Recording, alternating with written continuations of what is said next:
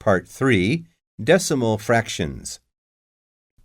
In decimal fractions, an O has two names. If it comes before the decimal point, it's called naught. After the point, it's pronounced O. Numbers before the decimal point are said normally. 1, 2, 10, 13, 24, 200, etc. After the point, we say each number by itself. We don't say hundred, thousand, etc. E.g., 1.23, we say 1.23. Look at the notes. 0.1, 0.01, 0.002, 2.123, 41.005. Exercise 1. Traffic at Britain's main airports. You will hear about passenger traffic at Britain's main airports from 1990 to 1993. Listen to the tape and write down the figures in the correct column. Manchester Airport is the third largest airport in Britain. In 1990, it handled about 10.1 million passengers, and in 1993, the number of passengers increased to 13.1 million. In 1990, Glasgow Airport handled 3.9 million passengers, and in 1993, the number of passengers had risen sharply to 5.2 million. Birmingham handled 3.5 million passengers in 1990, and in 1993 the number of passengers was 4.2 million, not a big change. At Edinburgh Airport, the number of passengers was 2,005,000 in 1990. But 1993 it handled about 2,009,000 passengers. At Newcastle Airport, the number of passengers were 1,006,000 in 1990. In 1993, this airport handled 2,001,000 passengers. In 1990, Bristol Airport handled 8,000 passengers. In 1993, the number of passengers had increased to 1,001,000. Look at the notes and listen carefully to me. We use percentages when we want to express a number more simply. Percentages means the number of X per 100. For example, there are 50 students in the class, and if 25 of them are boys, we can say 50% of the students are boys. The percent is said after the number. 20%, 26%. We can use percent with decimals. 7.02%, 0.51%. Exercise 2. Household expenditure. Now listen to the report on consumers' expenditure in 1983 and 1993 at market prices and write down the percentage in the correct column. The percentage of household expenditure on food decreased slightly from 15.1% in 1983 to 11.4% in 1993. Alcoholic drink was 7.1% in 1983, but fell to 6% in 1993. And tobacco was 3.3% in 1983, but only 2.7% in 1993. The percentage on housing increased slightly from 15.1% in 1983 to 15.4% in 1993, and recreation, entertainment, and education was 9.2% in 1983, then increased to 10.1% in 1993. The percentage of consumers' expenditure on other goods and services showed a large jump from 13.5% in 1983 to 19.4% in 1993. Exercise 3. Migration. Listen to the tape and write down the total number and the percentage in the right column. Here are some figures about Britain's migration in 1993. There were 227,000 people who left Britain to live abroad. 25% of them left for other EU countries. 19% left for Australia, Canada, or New Zealand. 16% left for the United States. 13% for Commonwealth countries, and 6% for the Middle East. 2% of them left for South Africa. There were 215,900 new residents who came to live in Britain. 32% of them came from other EU countries, and 16% of them came from Australia, Canada, or New Zealand. 22% of them came from other Commonwealth countries, and 8% from the USA. 3% came from the Middle East, and 3% from South Africa. Exercise 4. Interview about the earthquake. Look at the pie charts and listen to the short interview about the earthquake. Write down the percentages you hear. Last May 2001, an earthquake hit Nanaimo. We did some research on the local people about their feeling about earthquakes. We asked 2 questions. The first one was, do you feel that local schools are adequately prepared for an earthquake? 28% said yes.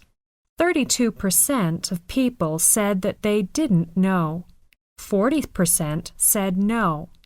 The second question was, do you have an earthquake emergency kit in your home? 32% said yes. 4% said that they were not sure. 64% said no. Exercise 5. British trade. You will hear a talk about British trade in 1993. As you listen, write down the percentages in the appropriate places. Look at 2 pie charts below. They give you some information about British trade by geographical distribution in 1993. The left pie chart is for exports, and the right one is for imports. Now let's look first at the left pie chart, the exports pie chart. You can see the European Union took a big proportion of Britain's exports trade in 1993. It accounted for 53%, and the other countries took 15%. Oil exporting countries took 5%, and other developed countries were 4%. North America took 14%, and other Western Europe countries took 8% of Britain's export trade in 1993. Now let's take a look at the right pie chart, which is for imports. The distribution here is similar. The European Union took 50% of Britain's imports in 1993. The other Western Europe countries took 12%, North America took 13%, and other developed countries took 7%. Oil exporting countries took only 3% of Britain's imports. The other countries took 15% of Britain's imports. Part 4. Money. Exercise 1. How much is this? Listen to the tape and write down the price for each item. 1. How much is this CD player? It's £120. 2. How much does this bicycle cost? It's £90. 3. How much does this cost? The TV set? It's £269. 4. How much is the camera? It's £199. 5. How much does this radio cost? It's only £49. 6. How much do the binoculars cost? £69. Exercise 2. How much does this cost? Listen to the tape and write down the price in the spaces provided. 1. How much does this cost, please? That'll be £25. 2. What's the price of that book, please? That's £18.50. 3. How much are those shoes, please? Only £30. 4. How much is that, please? It's £40. 5. How much is the bill, please? It comes to £90.50 altogether. 6. Can you tell me how much is left in my bank account, please? Just a moment. Yes, it's exactly £335. 7. How much will it cost to send this letter to France? That'll be 50 pence. 8. What's the price of that bike over there? Let me see. It'll be £125. 9. Excuse me, what's the return ticket to Edinburgh? The day return ticket is £17.40. 10. How much does this cost, please? Oh, this? It's only 60 pence. Exercise 3. Living in London. Listen to the talk and write down the prices in the boxes provided. London has been called the most expensive city in the world, though like all other cities, if you know your way around, you can always find lower prices that people normally pay. Transport is expensive compared with other places. The minimum bus fare is 40 pence. This is only for about a kilometer's ride. If you want to go further, you have to pay more. The fares on the Underground are the same. The minimum fare is 50 pence, and if you want to go more than 2 or 3 stations, it costs more. The minimum taxi fare is £2. If you want to go out of London, you can take a coach. It is the easiest and most economical way to travel around London by coach. A coach fare is about £1.20. Exercise 4. Living in London. Listen to the second part of the talk and write down the prices in the boxes provided. In London, accommodation is another very expensive thing. You would pay about £40 a week for one room. If you want to rent a one-bedroom flat, it will cost more. You would generally pay about £200 per week for it. A telephone call to another London number costs 50 pence, and posting a letter costs 40 pence. A loaf of bread is 40 pence, a bottle of beer is £1.50. Very few international students will have their own washing machines, so it is likely that you will have to do your washing at a laundrette, which is a place where washing machines are provided for the general public. Here are some prices for the use of a washing machine. It's £2.50 for using a large washing machine and £1.80 for using a small one.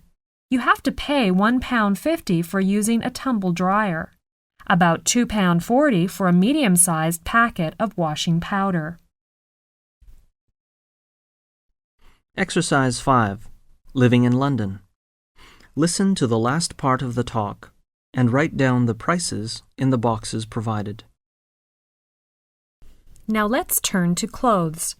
It's difficult to find an average price for clothes because there is a big difference in the price range, depending on the kind of shop you buy your clothes in and what quality you buy. I've just walked around some local shops, however, and these are the prices I saw.